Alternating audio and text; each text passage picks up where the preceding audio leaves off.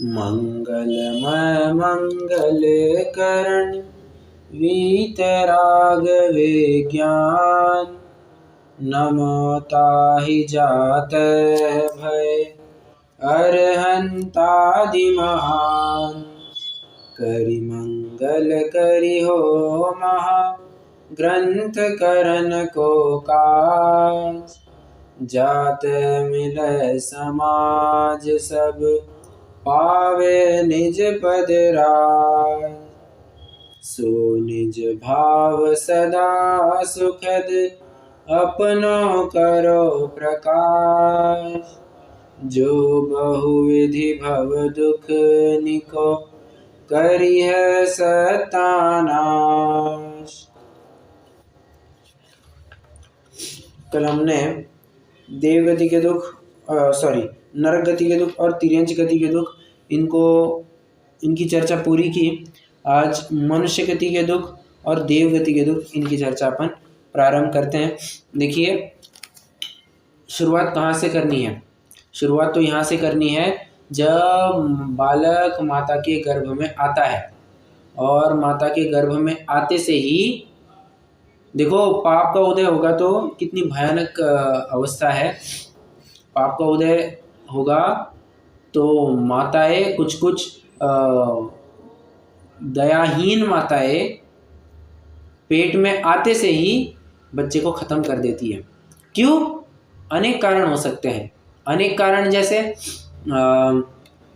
नहीं चाहिए भैया, पति पत्नी ने विचार किया, भैया उनको संयोग हो गया और उन्होंने विचार किया, संतान गर्भ में आ भी गई है, और उन्होंने विचार किया नहीं अपन को नहीं चाहिए, कर दिया, जन्म गर्भ में आते से ही उसको ख़त्म करवा दिया। कारण एक। कारण दो, अनैतिक संबंध हो सकता है। अनैतिक संबंध की वजह से भी बच्चे को हटा दिया जा सकता है, उसको वहीं पर मार दिया जा सकता है। हो सकता है, बिल्कुल हो सकता है। तो ऐसे ये मुख्यतः ये ही दो कारण होते हैं, और उस जिसमें से भी जो दूसरा कारण है उसकी अधिकता ज़्यादा पाई जाती है। बराबर। तो और विदेशों में तो ये आम तौर पर पाया जाता है। आम तो क्यों? वहाँ पर तो तिर्यंचवद भोग प्रवृत्ति होती है। मैंने तिर्यंचवद क्यों कहा? विदेश में तिर्यंचवद भोग प्रवृत्ति होती है, ऐसा मैंने क्यों कहा? क्योंकि तिर्यंचों में कैसा होता है, ऐसा जोड़ा थोड़ी ना चलता है कि ये पति और ये पत्नी है। आज कोई गाय है, वो किसी बैल के द्वारा उसको गर्भ रह गया, अगले साल किसी और बैल के द्वारा गर्भ रह जाएगा, तीसरे साल किसी और बैल के द्वारा। इस प्रकार से निरंतर वहां पर कोई फिक्स थोड़ी ना होता है कि ये बैल और ये गाय इनका जोड़ा, ऐसा कुछ नहीं होता है, निरंतर चेंज होते रहता है। और बस यही तिर्यंचवद भोग प्रवृत्ति वहां पर पाई जाती है।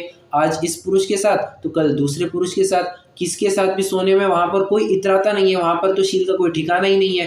तो आए दिन पेट में गर्भ रहते रहते हैं, और फिर अबॉर्शन कराने में उनको कोई लगता नहीं है, और कहते हैं अबॉर्शन कराना हमारा अधिकार है। भले आदमी अधिकार है तो क्या उस गर्भ में रहने वाले जीव का अधिकार नहीं है कि मुझे भी जीने का अधिकार है? बराबर, उसका भी अधिकार है वो जीने का। हालांकि आयु कर्म में सब है, परंतु चरणानियों का अपेक्षा अगर आप विचार करेंगे तो उसका ही has a right to live. उसको कैसे खत्म कर दिया? उसने ऐसा क्या बिगाड़ा है तुम्हारा कि तुम उसको खत्म कर रहे हो? ठीक है, खैर ये तो मनुष्य गति के दुख बता रहे हैं। इसमें समझना, ये सिर्फ उस गर्भस्थ जीव के दुख नहीं है, ये भी आपको समझना चाहिए कि उस स्त्री के भी उतने ही क्रूर परिणाम हुए बिना वो ऐसे हीन कार्य को बिल्कुल भी नहीं कर सकती। मतलब ये भी उसका दुख है, दुखी हुए बिना वो थोड़ी ना कोई इस काम में प्रवृत्ति। अगर वो लगता कि गर्भ में संतान रहना सुख का कारण है तो क्यों मारती? बराबर, गर्भ में संतान रहना अगर सुख का कारण होता, हाँ स्वपुरुष से ही हुआ है और सर्वसम्मत है, तो बाबा तो वो तो एक प्रकार से सुख का कारण हुआ, तो उसको कोई क्यों मिटाना चाहेगा? दुख का कारण था तभी तो उसको मिटाने की कोशिश की। बराबर, ये तो था गर्भ में आते से। कोई माताएं थोड़ी सी इनसे थोड़ी सी ज्यादा दयावान होती है तो क्रूर ही, परंतु जो पहली वाली पहले प्रकृति की माताएं गई उनसे थोड़ी सी ज्यादा दयावान। क्या करती है? गर्भ तो रहने देती है, जन्म भी होने देती है बच्चे का, और जैसे ही जन्म हुआ फेंक फाक करके उसको मुक्त कर देती है, पेटी में बांध करके नदी में बहा देती है। उदाहरण देना प्रथमानियों का।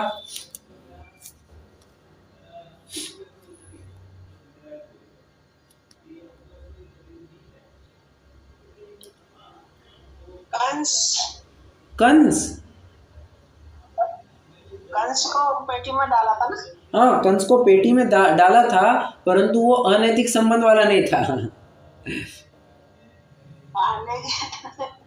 नहीं आप तो नहीं था, लेकिन डाल के हमको क्रूर तो था ही ना। हाँ, नदी में बात बराबर, वो बात भी बिल्कुल सही है आपकी बात, ये भी बात बिल्कुल सही है। क्रूरता के परिणाम हुए बिना उसको थोड़ी ना पेटी में डाल करके बहा देते, ये बात बिल्कुल सही है। तो चलो एक उदाहरण आ गया। हाँ, कर्ण का किसके निमित्त से हुए थे? उसी कुंती और उसी पांडु के निमित्त से वो कर्ण हुआ है, परंतु ये कर्ण मुंह दिखाने लायक नहीं है। समाज के सामने, जगत के सामने अगर वो कर्ण एक परिचय कराने की कोशिश करे कि मैं उसी कुंती और पांडु के निमित्त से उत्पन्न हुआ हूँ, तो ये कहने में भी इतराएंगे नहीं, अरे तू क्या बात करता है, हम तुझे जानते तक नहीं है, तू कैसे हमारे ऊपर ये आरोप लगाता है, ऐसा कह करके नजर से हटाना, मतलब उससे अपना संबंध नहीं जोड़ना चाहेंगे। और जो बचे हुए 5 पांडव है उनसे तो बराबर प्रेम करेंगे, लगाव करेंगे और छाती चौड़ी करके कहेंगे कि हाँ, ये 5 हमारी संतानें हैं। एक प्रकार से उनकी 6 संतानें थी, कुंती और पांडु की 6 संतानें थी। एक तो बस सगाई होने के बाद उनका संयोग हो गया और संतान उत्पत्ति हो गई। तो अब ये तो देखो, शादी तो नहीं हुई है ना, तो जब तक शादी नहीं हुआ पर पुरुषवती हो गया, जब तक शादी नहीं हुई है वो तो पर पुरुषवती हो गया, इसलिए उसको स्वीकृति नहीं मिली। ठीक है, मैं कहना क्या चाहता हूँ, पाप का उदय होगा तो जन्मते से ही बहा दिया जाएगा या कचरे पेटी में आधे फेंक दिया जाएगा, कहीं नाले में पड़ा होगा, कहीं और पड़ा होगा। कितने तो भी आज बच्चे ऐसे अनाथ होते हैं जो लैट्रिन टॉयलेट में कचरे के डिब्बे में फेंक दिए जाते हैं। और क्यों? यही सब कुछ कारण होते हैं, नहीं चाहिए बच्चा, फेंक दिया। हाँ, कुछ और भी दिक्कत वाली बातें होती है। अगर आप थोड़ा सा विदेशों में जाएंगे ना, विदेश में भी ऐसा थोड़ा सा, जहाँ पर मांसाहार तीव्र रूप से किया जाता है, एग्जाम्पल नॉर्थ कोरिया या ताइवान या चीन, यहाँ पर तो मांस मच्छी के बिना तो काम ही नहीं चलता है। चीन में तो छोड़ दो, वहाँ तो तिर्यंचवत प्रवृत्ति होती है, जो खाने को मिला वो खा लेते हैं। कीड़ा मकोड़ा मिल गया उसको चॉकलेट के गुड़ समझ, अपन चॉकलेट का उदाहरण भी क्यों दे, गुड़ समझ करके खा लेते हैं। वहाँ पर कुछ चिपकली मिल गई उसको खा लेते हैं। अब सुनने में भी कैसा लगता है, उसको आराम से खा जाते हैं। कोई कुत्ता मिल गया मरा हुआ, मतलब कोई कुछ खाने को मिला नहीं, कुत्ते को पकड़ लिया, उसको मार दिया, उसको खा लिया। बकरा आदि तो काट करके खा ही जाते हैं, मुर्गा वगैरह वो तो आम तौर पर पाया जाता है, परंतु कुत्ता आदि भी आराम से खा जाते हैं। और ऐसे देशों में अब तो छोटे छोटे बच्चों को भी मार करके खाना चालू कर दिया गया है, और चालू करके बहुत टाइम हो गया है। जानते हैं, वहाँ पर होटल में जाएंगे आप, मैंने सुना हुआ है, हाँ, और इसका प्रमाण कहीं तो भी ये लिखित है, मेरे पास है नहीं वो लिखित, बट कहीं तो भी है वो लिखित। वहाँ पर होटल में जाएंगे ना, तो वहाँ पर पूछते हैं कितने महीने का बच्चा चाहिए, 1 महीने का, 2 महीने का, 6 महीने का, कौन से महीने का गर्भ चाहिए। अच्छा, गर्भ नहीं, अगर जन्म वाला बच्चा चाहिए तो 1 साल का चाहिए, 1.25 साल का चाहिए, 1.5 साल का चाहिए, और जितना क्या कहना चाहिए। और ऐसे शीशियों में जिंदा बच्चे को पैक करके रखा जाता है, याद समझना, एक ऐसे कांच के जार में वो छोटे छोटे बच्चों को ऐसा पैक करके रखा जाता है। अब आप विचार कीजिए कितना दुख होता होगा उस बेचारे बच्चे को। और पहले ही उसको इतना बड़ा शरीर उसको एक छोटे से जार में लटका कर रख दिया। दूसरा, अब जब भी उसको बाहर निकाला जाएगा उसको तो काट करके खा लिया जाएगा। कितनी वेदना। हाँ, शुरुआत से ही संघर्ष से ही उसकी जिंदगी चालू होती है। अच्छा, थोड़ा मान के चलो इस फेज से भी वो बच गया, मान के चलो इस फेज से भी वो बच गया, माता पिता अच्छे निकले, उन्होंने बच्चे को पाला पोसा और थोड़ा बड़ा करने की कोशिश की।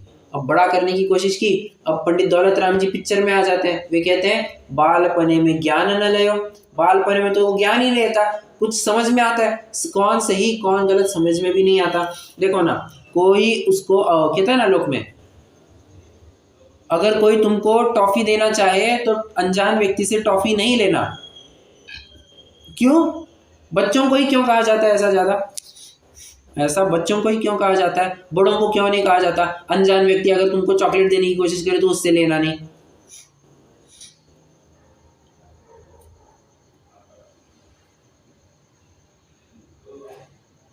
कुछ उसमें मिला के बच्चों को ले जा सकते हैं कहीं पे। बराबर, ले तो फिर बड़ों को भी लेकर के जा सकते हैं। बड़ा तो लेकर एकदम खाए या ना खाए समझदारी से भी जाएगा, लेकिन बच्चा तो एकदम मुंह में रखता है ना। बराबर, और बच्चा नादान होता है, ना समझ होता है। ना समझ कहने करे मैं ये नहीं कहना चाहता उसको ज्ञान ही नहीं है, मैं ये कहना चाहता हूँ कि वो ये जगत के छल कपट को समझने में समर्थ ही नहीं है। तो कोई उसके साथ धोखाधड़ी करेगा, उसको क्या समझ में आएगा? कोई उसके साथ कुछ कम ज़्यादा करेगा, उसको क्या समझ में आता है? कुछ समझ में नहीं आता है। और देखो ना, कभी कभी तो बालपन में ज्ञान न लयो, इस बात को लेकर के मैं थोड़ी और बात कहना चाहता हूँ। मैंने एक लगभग 10-15 दिन पहले पेपर में घटना पढ़ी थी, मतलब दिल दहलाने वाली घटना थी। ये महाराष्ट्र के किसी एक जिले की बात है। वहाँ पर हुआ क्या, एक बच्चा दुकान पर गया था, उसको चिप्स का पैकेट लेना था और दुकानदार वहाँ पर था नहीं, तो वैसे ही लौट करके चला गया। और वो जो दुकानदार था उसने उसको दुकान से जाते हुए देखा। अब उसको शक आ गया कि इसने मेरे दुकान से चिप्स का पैकेट चुराया है, और दुकानदार ने बच्चे को गाली गलौज करना चालू कर दिया। तू ऐसा है, तेरी तो ऐसी, माँ बहन की गाली देना चालू कर दी। उसके माँ को बुलाया, उस बच्चे के माँ को बुलाया, सारी कथा सुनाई, और जो कुछ भी, अब मैं ये नहीं कहना चाहता कौन सही था कौन गलत था, आप घटना को सुनिए। और अब माँ का भी गुस्से का पारावार नहीं रहा, उसने बीच चौराहे पर ही बच्चे को मार पीट दिया। माँ ने बच्चे को गाली गलौज किया, तेरी बहन की, और ऐसे माँ बहन की गाली माँ दे रही है, अब विचार करो। और ऐसे में वो बच्चा बहुत ही दुखी हो गया। वो कह रहा था कि मैंने सच में चोरी नहीं की है, मैं चोरी नहीं करता हूँ, मैं बहुत छोटा सा बच्चा हूँ, मैं चोरी क्या करूँगा। परंतु किसी ने उसकी एक नहीं सुनी, उल्टा उसी को सुनाया गया, उसको मारा पीटा गया, और दूसरे ही दिन उसने जहर पी करके आत्महत्या कर ली। वो छोटे 11 साल के बच्चे ने जहर पी करके आत्महत्या कर ली, और चिट्ठी लिख करके गया कि माँ मैं चोर नहीं हूँ, मैंने चोरी नहीं की है, ऐसी चिट्ठी लिख करके छोड़ करके चल गया। अब प्रश्न है मेरा, यहाँ पर आप कैसे घटित करेंगे बालपने में ज्ञान न लयो?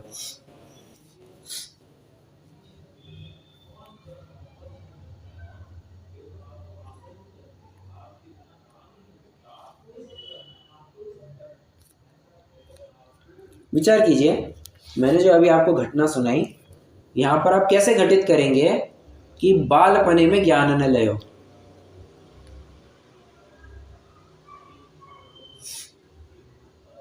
देखो मैं थोड़ा बताता हूँ।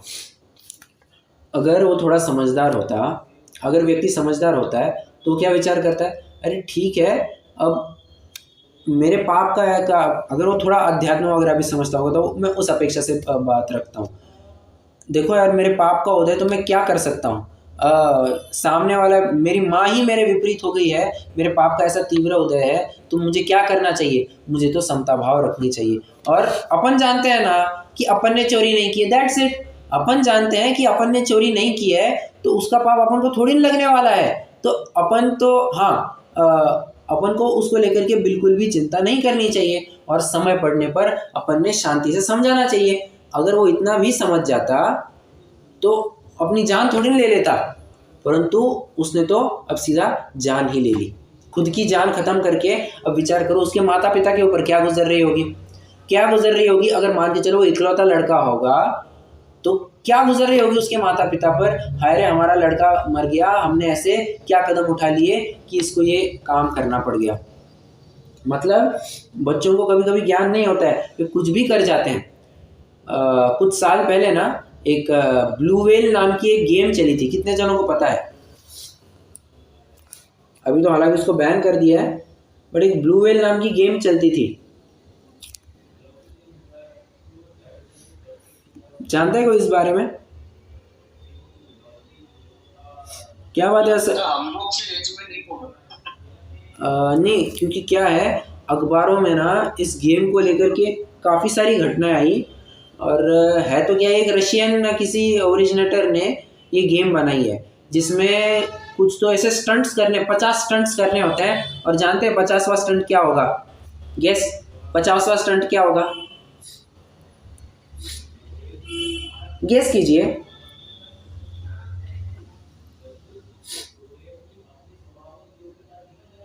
अरे कुछ भी नहीं।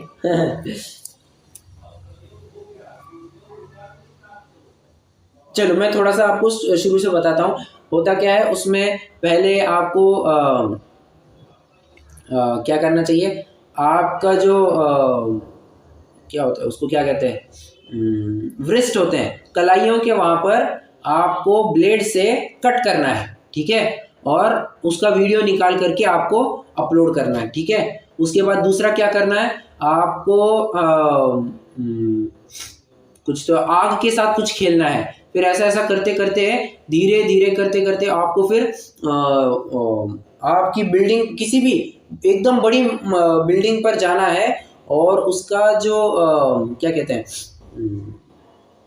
नाम नहीं याद आ रहा है मुझे, उसका कट्टा कहते हैं हम उसको मराठी में। तो उसके ऊपर जो पतली से एरिया है जहाँ पर हाथ वगैरह रखा जाता है, वहाँ उसके ऊपर से तुमको चल करके दिखाना है और वीडियो निकाल करके अपलोड करना है। और ऐसे करते करते 50 टास्क करना, और 50वां टास्क था आत्महत्या करके मर जाना है। ये 50वां टास्क था, आत्महत्या करके मर जाना है। और इस चक्कर में कितने तो भी छोटे छोटे बच्चे जान गंवा रहे थे, और माता पिता अपने विषय भोगों में मस्त थे, कमाने धमाने में मस्त थे, उनको इन बातों की खबर ही नहीं, और वे प्राप्त पर्याय में तन्मय रहे। और जो अंजाम उन सबको मिला, वो तो फिर उसको लेकर के उनकी आंखें खुल गई। पर अब पछताए क्या हो, जब चिड़िया चुग गई खेत, बाल पने में ज्ञान न ले हो। इसके कई सारे उदाहरण है, कई सारे उदाहरण। अब कितना विस्तार करें, हालांकि अपनी रिवीजन चल रही है, परंतु रिवीजन में भी ये विचारणीय बिंदु है। अब थोड़ा सा बड़ा हो गया, तो बड़ा होने के बाद तरुण समय तरुणी रत रहो। तरुणी कह करके यहाँ पर सिर्फ अपना जो स्पाउस है, पुरुष के लिए स्त्री और स्त्री के लिए उसका पुरुष, ठीक है, तो सिर्फ उतना ही नहीं समझना। तरुणी कह करके तारुण्य के जितने भी विषय भोग है, सारे भोग यहाँ पर लगा लेना। घूमना फिरना, ऐशो आराम करना, मौज मजा करना, ये सब यहाँ इसमें लगा लेना। तो तरुण समय तरुणी रत रहो। उस तारुण्य के उम्र की जितनी भी मौज मजा करने की वो आदतें हैं, उसमें रत रहना, इसमें अपना जीवन खपा देता है। और समझना, इतनी ज्यादा इच्छाएं होती है, सर्वाधिक इच्छाएं इस काल के दौरान होती है। और इसी में अगर थोड़ा सा अनियंत्रित किसी का जीवन हो, तब तो स्वच्छंदी प्रवृत्त होकर के दोनों घर भ्रष्ट कर देवे। ऐसी इस तरह के भी दुख फिर कुछ कम देखने में नहीं आते। आजू बाजू में तो कितने तो भी ऐसी घटनाएं आती है, आज ये घर टूट गया, कल वो घर टूट गया, आज इसका डिवोर्स हो रहा है, हम डिवोर्स लेने की सोच रहे हैं। मतलब क्या है ये सब बातें, जिनको लोग सुख मानते हैं, वो वास्तव में सुख थोड़ी ना है। देखो ना, हाँ, कोई कितना भी कहे हम घूमते हैं फिरते हैं, हम मजा करते हैं, ये करते हैं, अंत में जाकर के वो भी दुखी है। ये कैसे है, मैं आपको एक सिद्ध करके दिखाता हूँ। देखो, मेरी एक कजिन मौसी है, मतलब हमारी माता जी के ही एज की है, हमारी माता जी के एज की है। और बात ऐसी हुई है, लगभग 45 के आसपास की एज है। तो इसी उम्र में, अब 45 भी क्या होता है, कोई बूढ़ा थोड़ी ना है, एक प्रकार से उसको भी जवान ही कहा जाता है। 45 की उम्र भी एक प्रकार से अभी जवान ही कही जाती है। और इस उम्र में जानते हैं कैंसर हो गया। और वो मौसी बराबर से सब जगह आती जाती रहती है, मतलब ये रिश्ता निभाना, वो रिश्ता निभाना, इस फंक्शन में जाओ, उस फंक्शन में जाओ, ये करो, वो करो, सब करती है। और उसके बावजूद भी पाप का उदय आया या नहीं आया? प्रश्न है मेरा, पाप का उदय आया या नहीं आया? आ गया। तो किसने कहा था कि ये सब करने से ही तुम सुखी होते हो? तुम्हारी बात ही गलत है, तुम्हारा भ्रम ही गलत है। ये सब करने से सुखी नहीं होता, सुखी होता है तत्व ज्ञान से, बराबर। और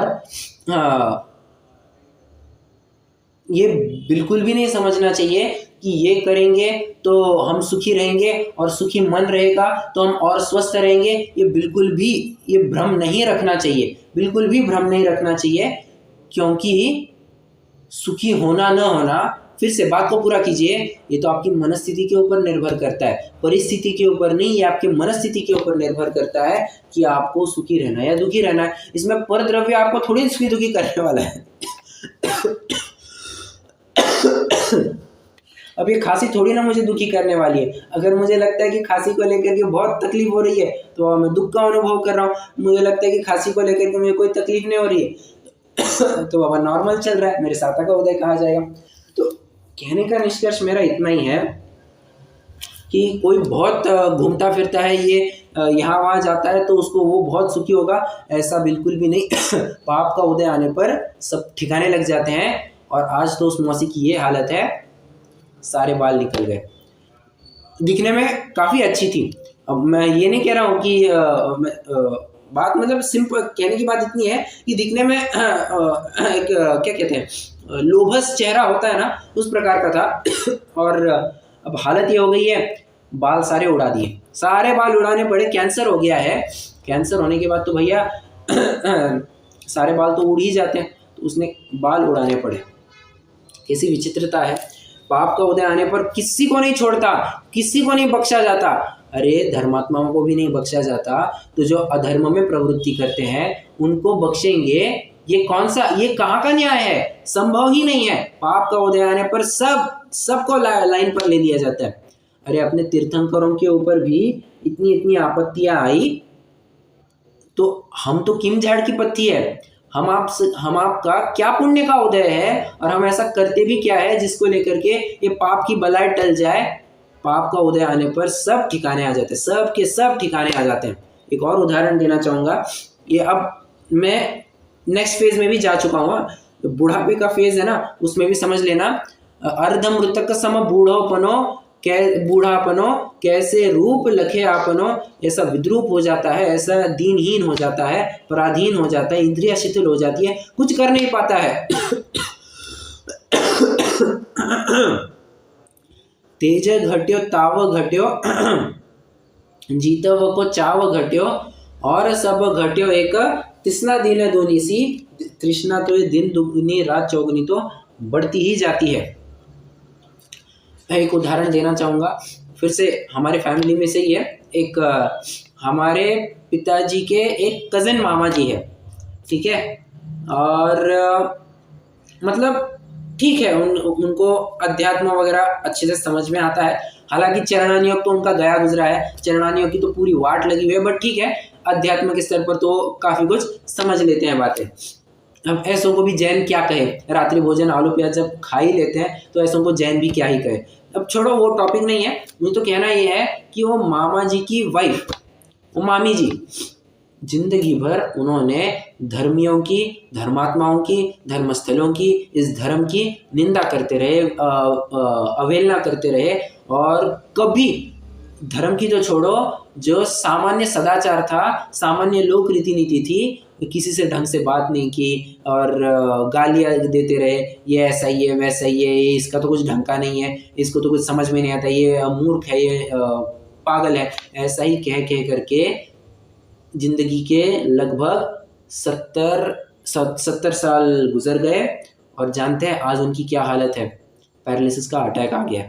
और पैरालिसिस का इस तरह का अटैक आया, दोनों हाथ, लगभग दोनों पैर निकामी है, कुछ काम नहीं कर सकते, शरीर की में बिल्कुल भी मूवमेंट नहीं कर सकते। बोलना चाहते हैं, बहुत कुछ बोलना चाहते हैं, एक शब्द, एक लफ्ज भी नहीं बोल सकते, एक लफ्ज नहीं बोल सकते। आज इतना दुख है, और दुख को व्यक्त कैसे करेंगे? बस आंसू झरते हैं, आंसू झरते हैं आंखों में से। और अब विचार कीजिए, पाप का उदय आने पर कैसे सबको लाइन पर ले लिया जाता है और उठा नहीं जाता स्ट्रेचर के ऊपर से। टट्टी पोटी भी वही सब होती है, खाना पीना भी वही सब होता है। और अब विचार कीजिए ना, कितना पराधीन हो गया है, कितना पराधीन हो गया है। हमको कोई एक आध वस्तु ना मिलने पर हमें पराधीनता लगती है। ये पराधीनता का विचार तो करके देखो, रूह कांप जाती है, लिटरली रूह कांप जाती है। और ऐसा लगता है कि अरे हम किस दिशा में दौड़ रहे हैं। इट मेक्स अस रीथिंक कि what we are doing and where are we going. बराबर है। तो मनुष्य गति के भी काफी दुख है, काफी मतलब अनगिनत दुख है। अब ये तो मैंने आपको कुछ एक उदाहरण दिए, और मनुष्य गति के दुख ज्यादा बताने की जरूरत भी नहीं। क्यों? हम स्वयं उस दुख से दुखी है। हम दूसरों की क्या बताए, हम दूसरों की कितनी बताए। हम अगर स्वयं के दुख को भी समझ करके उनके ऊपर एक्शन लेना तत्व ज्ञान के आधार से, तो भी बहुत बड़ा काम होगा, बहुत बड़ा काम होगा। सबसे पहले हम हमारे दुखों को समझे और उनके ऊपर एक्शन ले ले। बराबर है। तो ये हो गया मनुष्य गति के दुख। अब आते हैं देव गति के दुख। देव गति के वैसे दुख क्या कहे, परंतु दुख तो उनके भी कहे जाएंगे। क्यों? एक सिंपल सा फॉर्मूला है, जहां इच्छा वहां दुख। The root cause of sorrow is desire. तुम्हारे दुखों का मूल कारण तुम्हारी इच्छा है, बस सिंपल सी बात है। देवों की इच्छा होती है नहीं होती है? बिल्कुल होती है। और जो इच्छा है उनके भी दुख मानना ही पड़ेगा। फर्क इतना पड़ता है, किसी के संयोग थोड़े ज्यादा है, किसी के संयोग कम है, और इन कम ज्यादा संयोग को लेकर के उनको थोड़ा सा दुख कम ज्यादा पाया जाता है। परंतु मुझे बताइए, मैंने ये कहा कि दुख कम ज्यादा पाया जाता है, मैंने ये थोड़ी ना कहा कि उनके सुख होता है। मैंने ये तो कहा ही नहीं कि उनके सुख होता है। उनके सामग्री संयोग कम ज्यादा होने से उनके दुख कम ज्यादा होते होंगे, सुख तो कभी भी उनके होता ही नहीं है। आत्मिक सुख अगर होता होगा तो उनके सम्यक दर्शन के आधार से ही होता होगा, अन्यथा उनके सुख तो कहना संभव ही नहीं है। समझ में आ रहा है?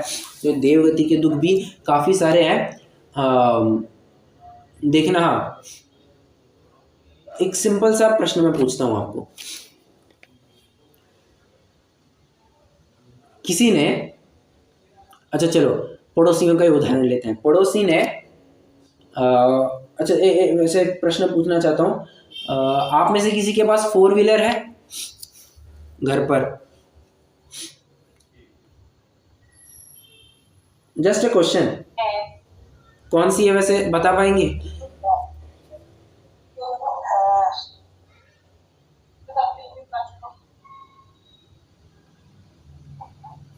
कंपनी और कुछ तो बताइए, एक हाथ कुछ नाम बताइए, फिर अपन उदाहरण आगे बढ़ाते हैं।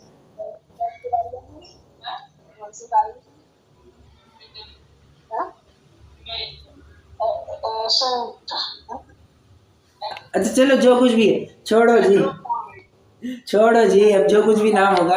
हाँ, मान के चलो, हाँ ठीक है ना, मारुति की मान के चलो, क्रेटा क्रेटा भी इसकी है, हुंडई की है, सॉरी मैं भी उल्टा बोल गया। मारुति की एकदम टॉप एंड गाड़ी कोई तो भी ले ली, ठीक है, मारुति की गाड़ी ले ली, ठीक है।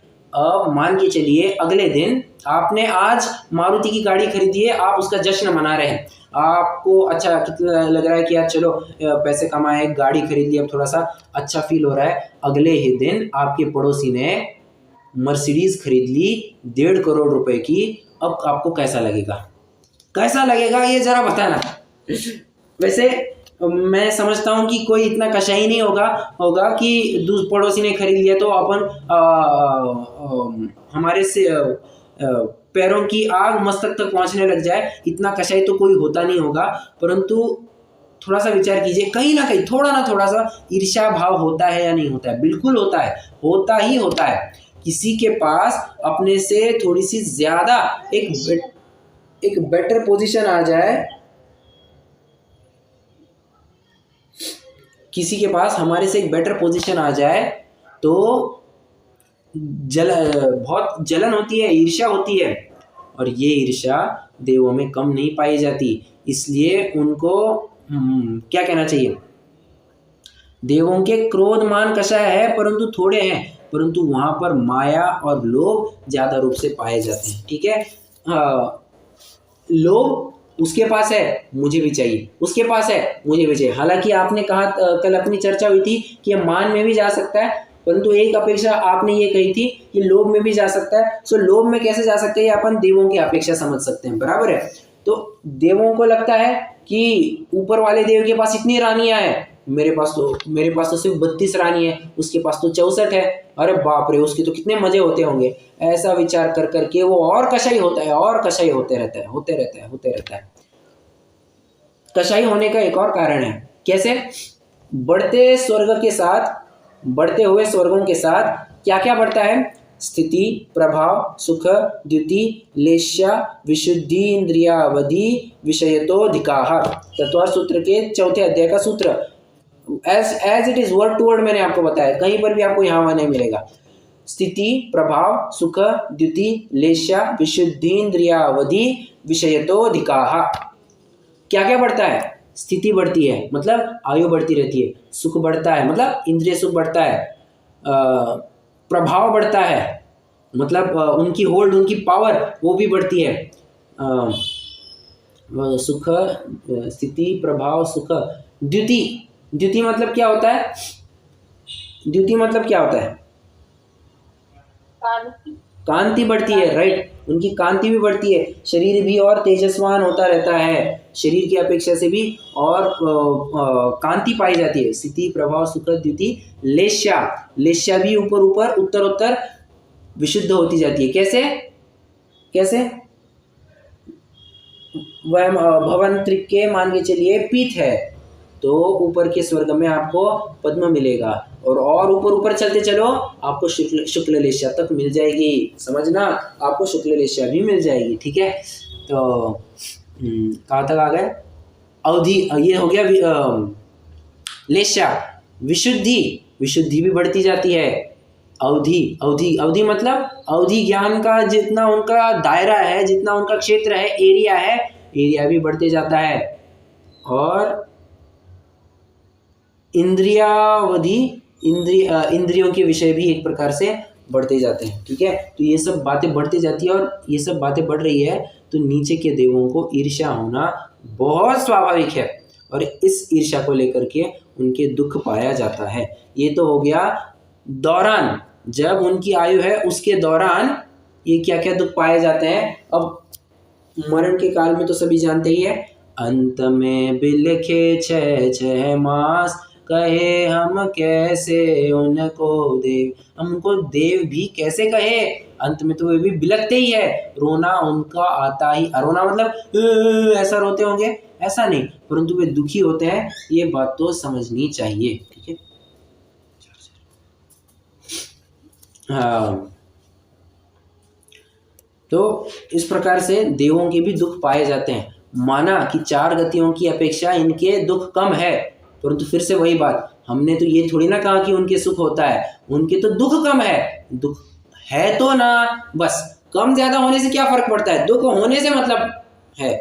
और देवगति भी सुख का स्थान नहीं है, दुख का ही स्थान है, इति सिद्धम। और फिर अगली लाइन भी आप याद कर ही सकते हैं, दशा चारो गति की दयनीय, दया का किंतु न यहाँ विधान। ये चारों गति की दशा इतनी दयनीय है, क्या कहे वो। प्रत्येक जीव देखो, देवों को लगता है कि क्या मनुष्यों का भाग्य, उनके पास संयम है, वे संयम को अंगीकार कर सकते हैं, धन्य है मनुष्य, और स्वयं को अभाग्य महसूस करते हैं, दुखी अनुभव करते हैं। मनुष्यों को विचार करना, क्या देवों का सुख, क्या ऐशो आराम है, इतने कम से कम 10,000 साल के लिए तो कुछ करना नहीं है, आराम से ऐशो आराम भोगो, क्या उनके मजे हैं। ऐसा विचार कर करके वो देवों के प्रति ईर्ष्या करते हैं, और मनुष्य भी दुखी होता है। नारकी और तिर्यंचकों का क्या कहना, वे तो दुख में तो वैसे ही है, वे तो वैसे ही अभावग्रस्त है। तो चारों गतियों में दुख ही दुख है, और क्या कहे। तो इस प्रकार से ये अपन ने पर्याय अपेक्षा दुख, जीवों के दुख, ये प्रकरण पूर्ण किया। अब तीसरा टॉपिक चालू होता है, जो कि बहुत महत्वपूर्ण है, हो सकता है आपको इसके ऊपर एक क्वेश्चन मिले, 4 प्रकार की इच्छाओं को एक्सप्लेन करना है। तो दुख का सामान्य स्वरूप क्या है, तो 4 प्रकार की इच्छाओं से इसका स्वरूप बताया जा रहा है। 4 प्रकार की इच्छाएं कौन सी? एक इच्छा विषय ग्रहण की, दूसरी इच्छा कषाय भाव के अनुसार कार्य चाहने की, तीसरी इच्छा पाप के उदय में अनिष्ट कार्य को दूर करने की, और चौथी इच्छा पुण्य के उदय में पुण्य का उदय चाहना और इष्ट सामग्री की प्राप्ति होना। ये चौथी 4 प्रकार की इच्छा है। समझना, जो पहली 3 इच्छाएं है ना, जो पहली 3 इच्छाएं हैं वे तो एकांत दुख रूप है। क्या कहा? पहली 3 इच्छाएं तो एकांत दुख रूप है, उनको तो कोई सुख मानता भी नहीं है। देखिए ना, घर में से हमारे बहुत ही नजदीकी व्यक्ति का देहांत हो गया, कैसा लगता है? कोई बाजे बजाता है, नगाड़े बजाता है, आज हमारे घर में इनका देहांत हो गया, कोई नगाड़े बजाता है? बहुत नजदीकी व्यक्ति का देहांत हुआ है, सुख मनाता है क्या कोई? नहीं मनाता। क्यों बाबा? शोक का प्रसंग है, दुख का प्रसंग है, इसमें सुख कौन मानेगा? कौन मानता है? कोई सुख नहीं मानता है। ठीक है। एक और विषय ग्रहण की इच्छा। देखो, इच्छा की बात आई तो जैसे मैं ये वर्ण देखूं, ये राग सुनूं, ये इस प्रकार की उसकी इच्छा रहती है, परंतु क्या है, जब तक वो विषय जानने में नहीं आता ना, तब तक बहुत आकुल बना रहता है, बहुत आकुल बना रहता है। देखो एक सिंपल सा उदाहरण देता हूँ आपको। कई लोगों को इतना आतताईपना छा जाता है उनके दिलो दिमाग पर कि कोई एक विशिष्ट वस्तु चाहिए, मतलब चाहिए ही चाहिए, ये वस्तु मुझे चाहिए ही चाहिए। और जैसे ही वो वस्तु घर में आई, उसके ऊपर आंख उठा करके नहीं देखते हैं। उदाहरण देता हूँ, गाड़ी है, 4 व्हीलर खरीदी अपन ने, ठीक है। एक 4 व्हीलर खरीदी अपन ने, बहुत इच्छा थी कि अपन को एक अच्छी सी गाड़ी होना, अच्छी गाड़ी होना। और जैसे ही गाड़ी घर में आई, अरे यार छोड़ो, कहाँ इस गाड़ी को घुमाए, इसका एक टच भी अपन को 10-10 हज़ार रुपया, 20-20 हज़ार रुपया खर्चा लाता है, कहाँ इस गाड़ी को रास्ते पर उतारे, छोड़ो इस गाड़ी को नहीं चलाना अपन को। अब देखने को तक तैयार नहीं है उस गाड़ी के पास। मतलब कहने का तात्पर्य मेरा ये है कि उसकी आकुलता क्या थी, बस उसको लोगों को दिखाना है कि मेरे पास एक गाड़ी है, उसके ऊपर और उसकी कोई इच्छा नहीं थी। एक बात समझना, हाँ, मैं कल भी ये बात कह रहा था, आज भी यही बात कह रहा हूँ, लोग आज अक्सर खुद के लिए नहीं, दूसरों के लिए जीते हैं। क्या कहा मैंने? आज अधिकांश जीवन एक व्यक्ति दूसरों के लिए जीता है, खुद के लिए जीने के बाद उसके पास टाइम ही नहीं है। तो यहाँ पर भी यही समझना, लोगों को बस दिखाना है। आज पड़ोसियों ने एक पिक्चर देख कर के आए तो तुरंत अपन को भी जाना है। क्यों? अपन कहीं पीछे, अपन कहीं ऑड मैन आउट ना हो जाए, इस चक्कर में ये जीव क्या क्या नहीं करता।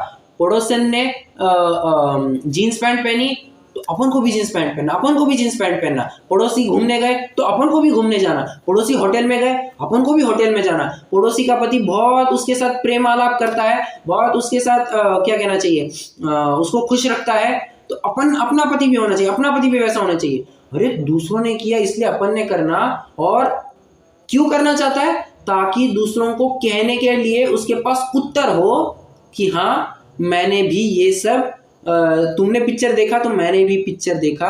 हाँ में हाँ मिलाने के लिए इन विषयों में उलझना चाहता है। इसके ऊपर और उसकी कोई इच्छा नहीं है।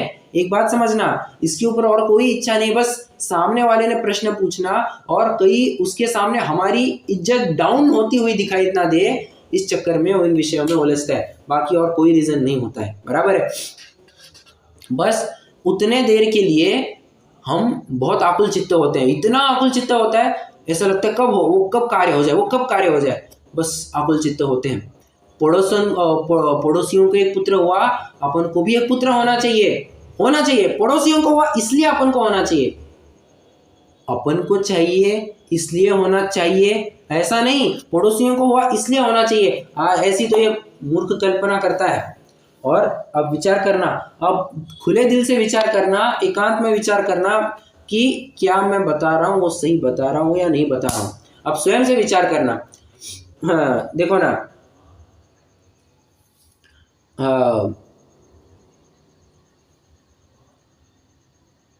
मेरे साथ भी कभी कभी ऐसा हो जाता है।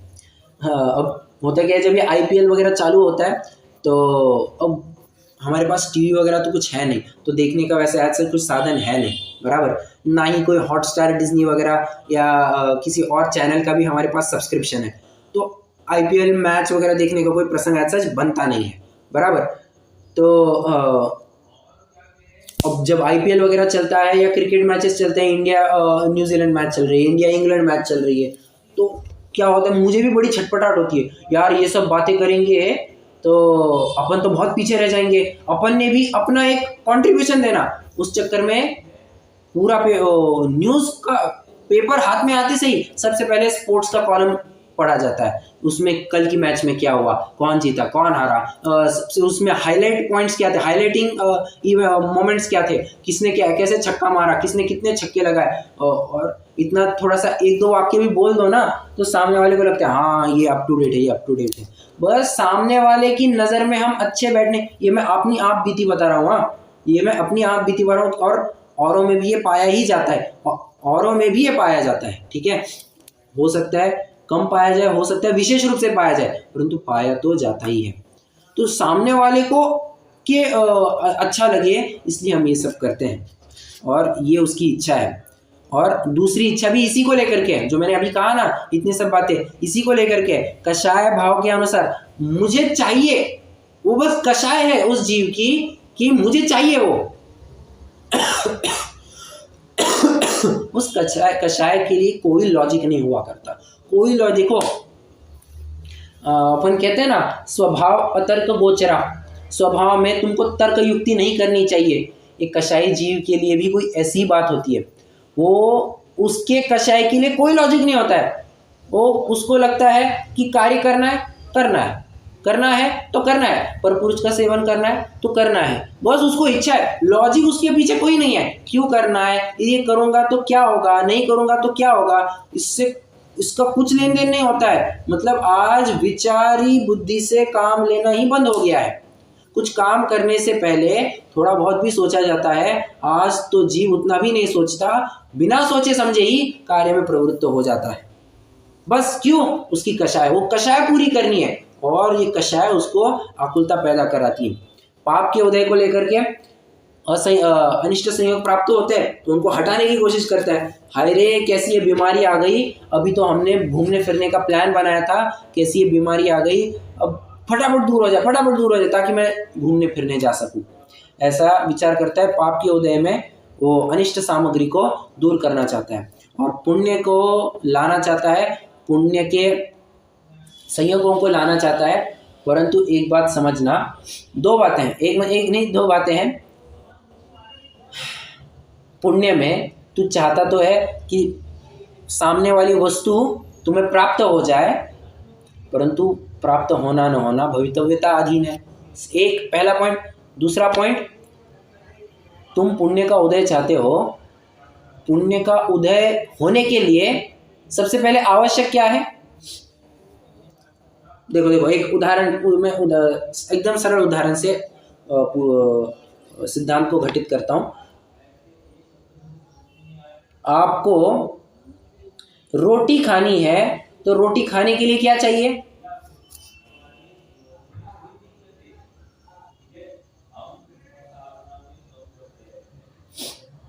आटा, गैस, पानी, सभी सामान चाहिए। सब सामान चाहिए, बराबर। बिना आटे के बन जाएगी? नहीं बनेगी, बराबर। अब उसी प्रकार मैं अभी क्या घटित कर रहा था, तुम पुण्य चाहते हो, ठीक है, पुण्य चाहते हो, परंतु पुण्य जिससे आएगा, रोटी तुमको खानी है, रोटी जिससे आएगी वो आटा ही अगर तुमने नहीं लाया तो रोटी कैसे खाओगे? उसी प्रकार पुण्य तुमको चाहिए, तो पुण्य जिससे आएगा, ऐसे धर्म में अगर प्रवृत्ति नहीं करोगे तो पुण्य कहाँ से होगा? प्रश्न है मेरा, भोगों में उलझते उलझते पुण्य बंधेगा क्या?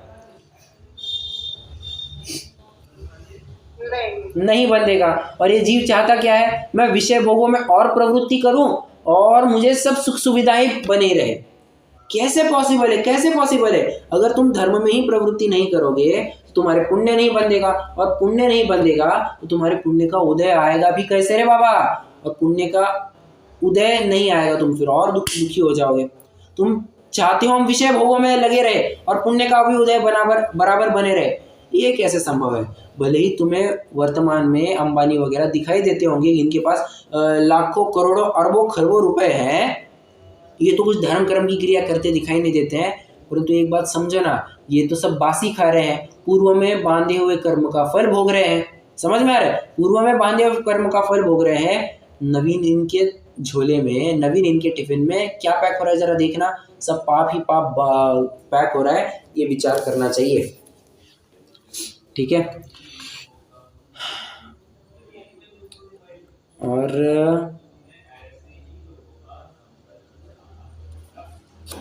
इसमें एक और बात थी, हाँ बस ठीक है। तो ये 4 प्रकार की इच्छा है, ये भी प्रकरण अपना पूरा हो गया। और अभी लास्ट टॉपिक अपन फटाफट ले लेते हैं, लगभग 15-20 मिनट में कंप्लीट हो जाएगा। मोक्ष सुख और उसकी प्राप्ति का उपाय। ठीक है। अब तक तो सारे दुख ही दुख बता रहे थे कि बाबा ये जीव दुखी कैसे है, क्या है, ये इसी के ऊपर पूरी चर्चा चल रही थी, ये क्या क्या झूठे उपाय करता है। अब बात चलेगी मोक्ष सुख और उसकी प्राप्ति का उपाय। सिंपल सी बात है, आत्म को हित है सुख, सो सुख आकुलता बिन कहिए। क्या कहा? आत्म को हित है सुख, आत्मा का हित किसमें है? ये सुख में है। और सुसुख कैसा है? एक मिनट, वो सुख कैसा है? मेरा कुल स्वरूपी है। वो सुख कैसा है? मेरा कुल स्वरूपी है। इसी को मैं अगर विरुद्ध शब्दों में कहना चाहूं तो कैसे बनेगा? आत्म को अहित है, आत्म को अहित है दुख, सो दुख आकुलता सहित कहिए। आकुलता सहित कहिए। क्या कहा? फिर से देखो, आत्म को अहित है दुख और सो दुख आकुलता सहित कहिए। ये दौलत राम जी के भी शब्द है और टोडरमल जी के भी शब्द हैं। हाँ, मैं आपको दिखाऊंगा कैसे। पेज नंबर 75 पर आएंगे तो आपको थर्ड लास्ट पैराग्राफ में दिखेगा, दुख का लक्षण तो आकुलता है, और आकुलता तभी होती है जब इच्छा होती है। तो उन्होंने एक और कारण दे दिया, इच्छा होगी तो तुम्हारे बराबर आकुलता बनी रहेगी। देखो ना, मुझे बताइए, किसी जीव को 3 लोक 3 काल जानना था। ठीक है। अब 3 लोक 3 काल जानने में आ गया, 3 लोक 3 काल अब जानने में आ गया, तो इच्छा बची उसकी जानने की?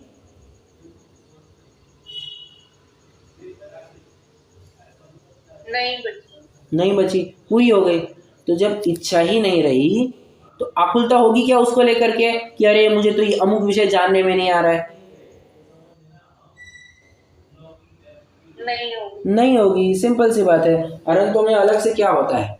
अनंतों में उनके अभी तो सर्वज्ञता भी प्रकट हो गई है, वितरागता भी प्रकट हो गई है, तो उनको जानने देखने से उनको कोई आकुलता होती ही नहीं है। और आकुलता नहीं होती है, उनकी इच्छा नहीं है, इच्छा नहीं तो आकुलता नहीं, आकुलता नहीं है तो उनके दुख भी नहीं पाया जाता है। स्ट्रेट फॉरवर्ड लॉजिक है। तो आप चाहे तो एक छोटा सा कुछ नया चार्ट के रूप में भी अगर आप बनाना चाहे तो ऐसे बना सकते हैं।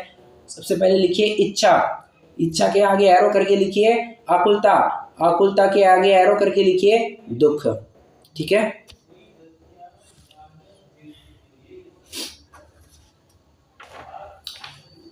अब अनंत अवस्था या सिद्ध अवस्था सुखरूप कैसे है? सिद्ध अवस्था की बात करते हैं। सिद्ध अवस्था सुखरूप कैसे है?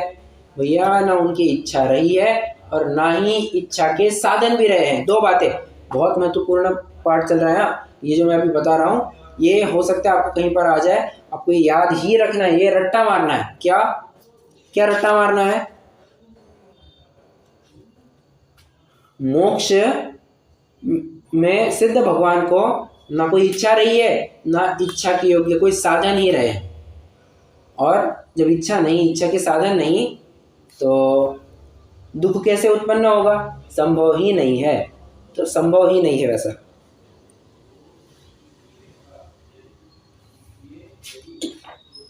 अ, हाँ, और ये बात ना हर कर्म में लगाना, ज्ञानावरण, दर्शनावरण, वेद नियम, मोह नियम, आयु, नाम, गोत्र, अंतराय, हर कर्म में आप लगाएंगे तो आपको बराबरी से यहाँ पर पूरा लिखा हुआ मिलेगा कि इच्छा और इच्छा के कारण कैसे दूर हो गए हैं इनके सिद्धों के, और जिसकी वजह से वे सुखी है। ये पूरा विवरण यहाँ पर चलने वाला है। यहाँ पर ज्ञानावरण को लेकर के सामने वाले का एक प्रश्न है, उस प्रश्न को थोड़ा समझते हैं। बहुत रोचक प्रश्न है, बहुत अच्छा प्रश्न है। पंडित जी पहले ये कहते हैं कि 3 लोग 3 काल में जानने में आता है, मतलब किसी अमुक विषय का, किसी अमुक वस्तु का कैसा है, गंध है, रस है, स्पर्श है, शब्द है, ये सब समझ लेते हैं, सब जान लेते हैं। सामने वाले का ये प्रश्न है कि बिना शरीर के कैसे जान लेते हैं। अब समझना, वो अपने ऊपर से जज कर रहा है कि केवल ज्ञानी कैसे जानते होंगे, जबकि उसका ये जजमेंट ठीक नहीं कहा जाएगा। तो सामने वाले का प्रश्न क्या है, भैया शरीर ही नहीं है तो ग्रहण कैसे करते हैं। तो उत्तर में ये दिया, उत्तर ये देते हैं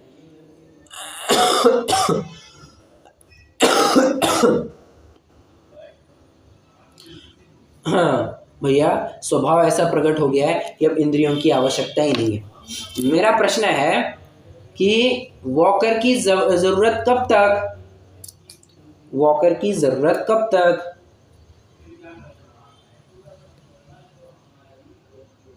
जब तक बच्चा चलने नहीं लग जाए। ठीक है, मान के चलिए कोई बूढ़ा व्यक्ति वॉकर यूज करता है, उसके लिए बताइए वॉकर कब तक यूज करेगा। अब ये मत कहना मरते दम तक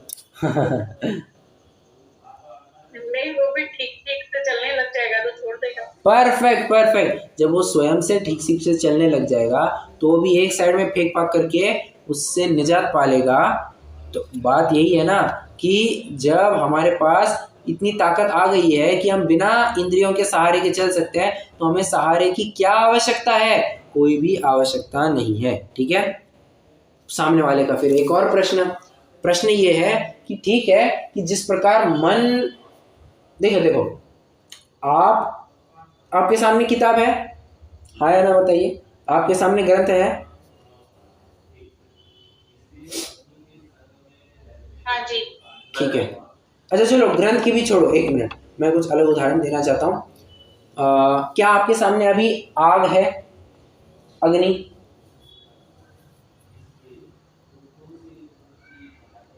नहीं, अग्नि नहीं है। प्रश्न है मेरा, क्या आपको अग्नि का ज्ञान हो रहा है या नहीं हो रहा है।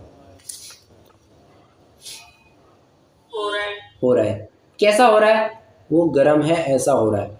परंतु मेरा प्रश्न है, आपने अभी जो अग्नि गर्म है ऐसा मन के द्वारा जाना एक, और जब आप कल सुबह दूध गर्म करने जाएंगे, पानी गर्म करने जाएंगे, भोजन आदि बनाने जाएंगे, तो उस समय में आपको मान के चलिए चटका लग गया। अब उस समय में जो अग्नि के गर्माश का अनुभव हो रहा है, क्या दोनों में जमीन आसमान का अंतर है या नहीं है। है। क्यों, क्योंकि मन जान रहा है तो थोड़ी सी अस्पष्टता लिए हुए जानता है, बराबर। अब सामने वाले का यही प्रश्न है, वो कहता है कि जिस प्रकार हम मन से जानते हैं तब थोड़ी सी जानने में, स्पर्श आदि में अस्पष्टता बनी रहती है, तो क्या केवल ज्ञानी भी वैसे ही जानते होंगे। भले आदमी अस्पष्टता की यहाँ कोई बात ही नहीं है, यहाँ अस्पष्टता की कोई बात ही नहीं है, और वे जानते हैं तो कैसे जानते हैं, जैसे तुमने स्पर्श करने पर तुमको ज्ञान हुआ ना कि बाबा ये गर्म है, उससे अनंत गुना स्पष्ट उनको यहाँ पर बिना आए बराबर से ज्ञान हो जाता है। और जैसा तुमको छूने पर ज्ञान होता है ना, वैसा ही उनको ज्ञान होता है, वे ग्रहण करते हैं। ठीक है,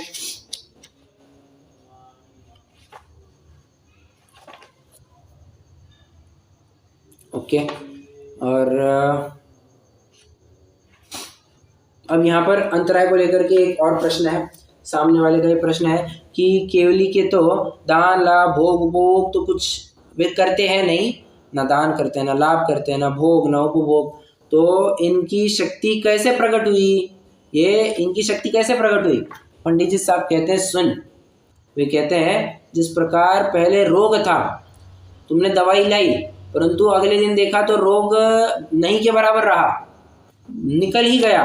प्रश्न मेरा, क्या दवा की अब कोई ज़रूरत है।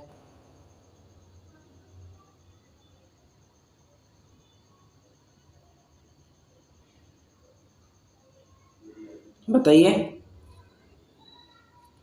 नहीं। क्या नहीं? जब रोग ठीक ही हो गया तो फिर दवाई की क्या जरूरत है? परफेक्ट, जब जरूरत नहीं, बस यही बात कह रहे हैं। जो ये दान लाभ भोग उपभोग है ना, ये तो मजबूरी में हो रहा था। अब जब ये कार्य ही नहीं रहे, जब ये काम ही नहीं रहा दान लाभ भोग उपभोग वाला, तो फिर उसको लेकर के हाँ उनकी शक्ति तो प्रकट हुई कहेंगे, उनकी शक्ति तो प्रकट हुई ही कहेंगे। ठीक है, तो आप ये भी ऐसा समझ सकते हैं। और बस, और क्या है, ये तीसरा अधिकार भी अपना मोटा मोटी पूरा हो गया है। आप स्वयं से पढ़ेंगे तो आपको बराबर से ख्याल में आ जाएगा। यहाँ पर 8 कर्मों के भेद प्रभेद को जितना संभव है उतना भेद प्रभेद आदि को गिना करके उपदेश देने की कोशिश की है। ठीक है, तो होपफुली ये अपना अधिकार अभी पूरा हो जाता है। अब थोड़ा सा डेफिनेटली अपने स्तर पर सेल्फ स्टडी ज़रूर कीजिएगा। ये जो मोक्ष सुख और उसकी प्राप्ति का उपाय है, ये 4 पेजेस तो आप आराम से पढ़ ही लीजिए। ठीक है, बाकी अगर कोई प्रश्न है तो पूछ सकते हैं, नहीं तो अभी अपन जिनवाणी स्तुति करेंगे। मेरा एक प्रश्न था। हाँ, अभी पूछे बाद में करते? पूछिए ना। मेरा प्रश्न ये था, ये जो षड्गुण हानि वृद्धि का जो एक कॉन्सेप्ट है, हाँ, आवाज आ रही है ना? जी जी। हाँ, तो उसका पर्पस क्या होता है? What is the function of that activity, या जो भी कॉन्सेप्ट है वो? देखो, षड्गुण हानि वृद्धि पतित स्थान जो बोलते हैं, हम बराबर षड्गुण हानि वृद्धि कौन से गुण के केस में चर्चा की जाती है, बताना जरा। गुरु लघुत्व वाले गुण में। अगुरु लघुत्व। अगुरु लघुत्व काम का काम क्या है? जिस शक्ति के कारण एक द्रव्य दूसरे द्रव्य रूप नहीं होता, एक द्रव्य के गुण दूसरे गुण रूप नहीं होते, और एक द्रव्य के गुण बिखर कर अलग अलग नहीं हो जाते, उसे अगुरु लघुत्व गुण कहते हैं। और इसी पर्पज से वो षड्गुण हानि वृद्धि का कंसेप्ट होता है। एक द्रव्य दूसरे द्रव्य रूप ना हो, इसके लिए ही वो अपना कंसेप्ट, ऐसा कंसेप्ट एक्सप्लेन किया जाता है। ठीक है, ना हो मतलब नहीं होता, ये कंसेप्ट एक्सप्लेन करने के लिए षड्गुण हानि वृद्धि का कंसेप्ट बताया जाता है।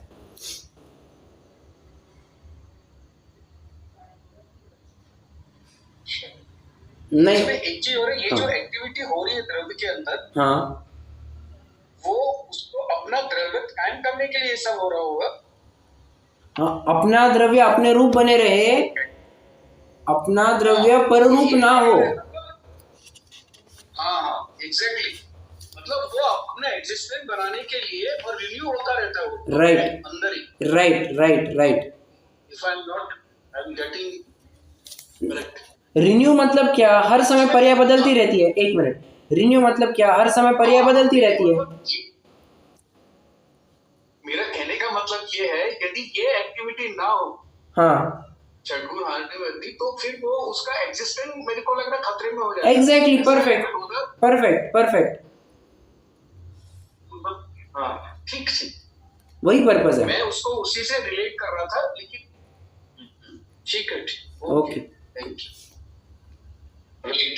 You so yes. चलिए, और कोई प्रश्न नहीं है? अच्छा, कल से अपन अभी एज डिसाइडेड 5वां अधिकार प्रारंभ करेंगे। तो हाँ, नोटबुक पेन सब तैयार रखना, ग्रंथ भी तैयार रखना, क्योंकि 5वें अधिकार में भर के नोट्स होने वाली है, भर के, मैं कह रहा हूँ भर के नोट्स होने वाली है, और पूरा चार्ट फॉर्म में अपनी नोट्स होने वाली है। तो तैयार रहिएगा, और बहुत मतलब इंटरेस्टिंग टॉपिक है, आपको खुद को मजा आ जाएगा। न्याय व्याकरण सब खंडन मंडन चलेगा, तो जरूर से जुड़िएगा, और जिस किसी को समझना है उनको भी जरूर से जोड़िएगा। ठीक है, चलिए जिनवाणी स्तुति करते हैं।